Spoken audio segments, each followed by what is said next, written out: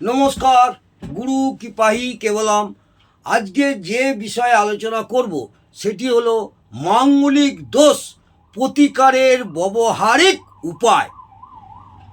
আজকে মাঙ্গলিক দোষ প্রতিকারের ব্যবহারিক উপায় নিয়ে আমি আলোচনা করছি। মন দিয়ে শুনুন। আমার ভিডিওটি স্কিপ করে গেলে বুঝতে পারবেন না, সম্পূর্ণ ভিডিওটা দেখুন।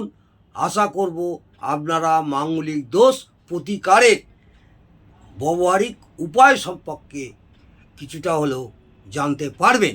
যখনই কোনো সমস্যা উদ্ভব হয় সেই সময় থেকে সেই সমস্যা থেকে পরিত্রাণের উপর সম্বন্ধে ভাবনা চিন্তা এবং কার্যক্রম শুরু হয়ে যায়। জগতে এমন কোনো সমস্যা নেই যার সমাধান করা সম্ভব নয়। সমস্যা থাকলেই সমাধান করা হয়, তবে শতকরা 100% না হলেও 80% আপনারা সফল হবেন। মাঙ্গলিক দোষের ক্ষেত্রে জাতক জাতিকাদের এই অভিমত খাটে, মাঙ্গলিক দোষ শক্তিশালী হলে, মাঙ্গলিক দোষ যদি শক্তিশালী হয় তাহলে বিবাহিত জীবনে জাতক জাতিকাদের ভয়ঙ্কর বিপর্যয় ডেকে আনে। বিবাহিত জীবনে ভয়ঙ্কর বিপর্যয় ডেকে আনে, অথবা সর্বাঙ্গে সত্য বিবাহের ক্ষেত্রে অনভিজ্ঞতা বা উপেক্ষার ফলে যদি বিবাহ হয়ে যায়, কোনো কারণে বিবাহ হয়ে যায়, সেক্ষেত্রে মাঙ্গলিক দোষ দারুণ দুঃখ যন্ত্রণা বয়ে আনে। এটা মাথায় রাখবেন। এবং বিবাহিত জীবন বিষময় করে তোলে, জাতক জাতিকাদের বিবাহিত জীবন বিষময় করে তোলে। আবার এ কথাও সত্য যে মাঙ্গলিক দোষ প্রতিকার এবং শান্তি প্রতিষ্ঠার জন্য অনেক উপায় আছে, যার মাধ্যমে মাঙ্গলিক দোষ থেকে মুক্তি পাওয়া সম্ভব। তবে একথা অবশ্যই মনে রাখতে হবে বা মনে রাখা দরকার যে বিশ্বাসে মিলায় বস্তু, তর্কে বহুদূর। মাঙ্গলিক দোষ থেকে মুক্তি লাভের জন্য মঙ্গল স্তব পাঠ করুন। মাঙ্গলিক দোষ থেকে মুক্তি লাভের জন্য মঙ্গল স্তব পাঠ করুন। মঙ্গলের 108 নামের জপ, মঙ্গল কবচ ধারণ, মঙ্গল চণ্ডিকা স্তব পাঠ করুন, স্তোত্র পাঠ করুন। মঙ্গল ব্রত উদযাপন, মঙ্গল দান, মঙ্গল রত্ন তথা মঙ্গল যন্ত্র ধারণ ইত্যাদি নানা ব্যবহারিক উপায়ও আছে। সর্বপ্রথমে অভিজ্ঞ এবং জ্ঞানী জ্যোতিষীর দ্বারা, সর্বপ্রথমে আমি বলবো যেসব জাতক জাতিকারা মাঙ্গলিক আছে তারা অভিজ্ঞ এবং জ্ঞানী জ্যোতিষীর দ্বারা জন্ম পঞ্জিকা অধ্যয়ন করিয়ে জেনে নিতে হবে প্রকৃতিক মাঙ্গলিক দোষ আছে কিনা, প্রকৃতপক্ষে মাঙ্গলিক দোষ আছে কিনা। এটা আগে প্রথমেই কোনো অভিজ্ঞ জ্যোতিষকে দেখিয়ে নেবেন আপনার জন্মপঞ্জিকা। সেই সঙ্গে উপায়গুলি অবলম্বন করলে জাতক মাঙ্গলিক দোষ আছে কিনা জেনে নিলেন। তারপরে তিনি যা বিধান দেন সেই মতোই চলতে হবে। তিনি যা বিধান দেবেন সেই মতো চলবেন। অভিজ্ঞ জ্যোতিষ ভাইদের কাছে জেনে নিয়ে তার বিধান মতন চলবেন। সেই সঙ্গে উপায়গুলি অবলম্বন করলে জাতক মঙ্গল দোষ থেকে মুক্ত হতে পারে, ভয়ের কারণ নেই। এই উপায়গুলি করার জন্য জাতককে কারোর উপরে নির্ভর করতে হবে না। এই ব্যবহারিক উপায়গুলি জাতক বা জাতিকা নিজেরাই করতে পারবেন। জন্মপঞ্জিকায় যদি সত্যিই মাঙ্গলিক দোষ থাকে, তবে সম্পূর্ণ আস্থা, বিশ্বাস এবং শ্রদ্ধা সহকারে নিচের যেগুলো উপায় অবলম্বন করে জাতক জাতিকারা অভিশাপ স্বরূপ মাঙ্গলিক দোষ থেকে মুক্তি লাভ করবেন। বহু জাতক জাতিকা এভাবেই অভিশাপ মুক্ত হয়েছেন, বহু জাতক জাতিকা। প্রথমেই বলেছি বিশ্বাসে মিলায় বস্তু, তর্কে বহুদূর। এইগুলো যদি আপনারা করতে পারেন তাহলে আপনারা এই মাঙ্গলিক দোষ থেকে ভয় পাওয়ার কোনো রকমই আপনাদের পেতে হবে না, কোনো রকম ভয় পাওয়ার কিছু নেই। এছাড়া মঙ্গল প্রদত্ত ক্লেশ থেকে শান্তি লাভেরও উপায় আছে। জন্মপঞ্জিকা অথবা গোচরীয় মঙ্গলে অশুভ প্রভাবগুলিকে প্রশমন করে তাদের শুভ প্রভাবে পরিবর্তনের কয়েকটি উপায় আমি আপনাদের নিশ্চিতভাবে লাভবান হওয়ার জন্যে আমি পরপর কয়েকটি উপায় আমি বলছি, মন দিয়ে শুনুন।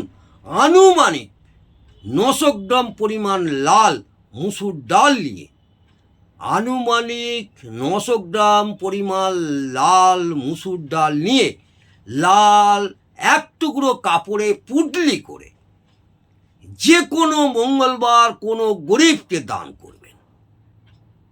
এইভাবে অন্ততপক্ষে পরপর 3টি মঙ্গলবার এই উপায় করলে আপনারা মাঙ্গলিক দোষ থেকে আশানুরূপ অনেকটাই উপকৃত হবেন। এছাড়া আনুমানিক 900 গ্রাম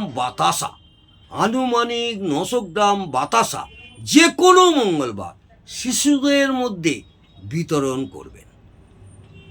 কম করে 3টে সপ্তাহ করবেন। আরেকটি উপায় বলছি, যদি কোনো কারণে দীর্ঘদিন ধরে কোনো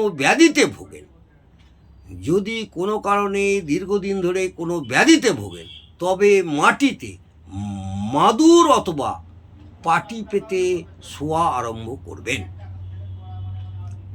মেঝেতে মাদুর অথবা পাটি পেতে শোয়া আরম্ভ করবেন। 4 নম্বর পয়েন্ট,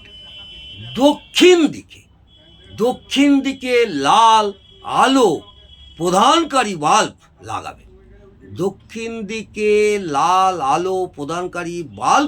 লাগাবেন। এবং সেখানে লোহার তৈরি বাঘের নখের আকারের একটি নখ ঝুলিয়ে রাখবেন। ঠিক বাঘের যেমন নখ হয়, লোহার তৈরি কামারশালা থেকে একটি লোহার তৈরি বাঘের নখের আকারে একটি নখ ঝুলিয়ে রাখবেন। 5 নম্বর পয়েন্ট, কাঁচা দুধ বটগাছের গোড়ায় যে কোনো মঙ্গলবার ঢালুন।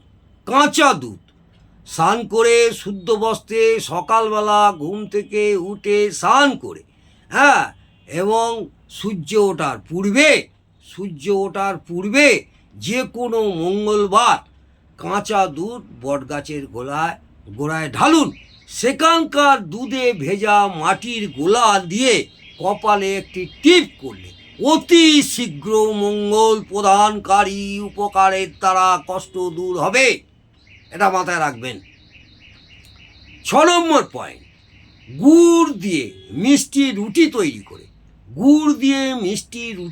করে গরিবদের মধ্যে পরপর 4টি মঙ্গলবার দান করুন। গুড় দিয়ে মিষ্টি রুটি তৈরি করবেন। মিষ্টি রুটি তৈরি করে গরিবদের পরপর 4টি মঙ্গলবার দান করুন। তাহলেও আপনারা মঙ্গলের অশুভ প্রভাব থেকে নিস্তার পাবেন। 7 নম্বর পয়েন্ট, 400 গ্রাম পরিমাণ আখের গুড় নিয়ে তৈরি তিলের খাজা প্রবাহিত জলধারায় যে কোনো মঙ্গলবার ভাসিয়ে দিন। সেটা 1 সপ্তাহ দিলে হবে। বোঝা গেল?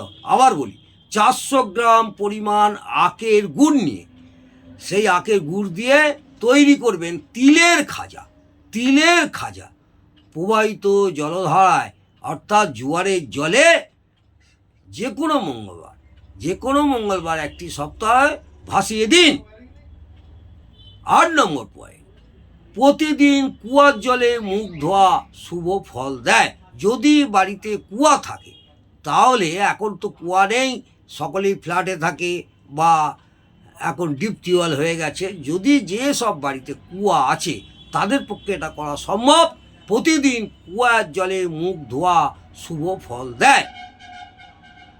9 নম্বর পয়েন্ট, প্রতি মঙ্গলবার সম্ভব হলে প্রতি মঙ্গলবার কি করবেন, 2 বেলা না হলেও অন্ততপক্ষে 1 বেলা হনুমান চালিসা পাঠ করুন।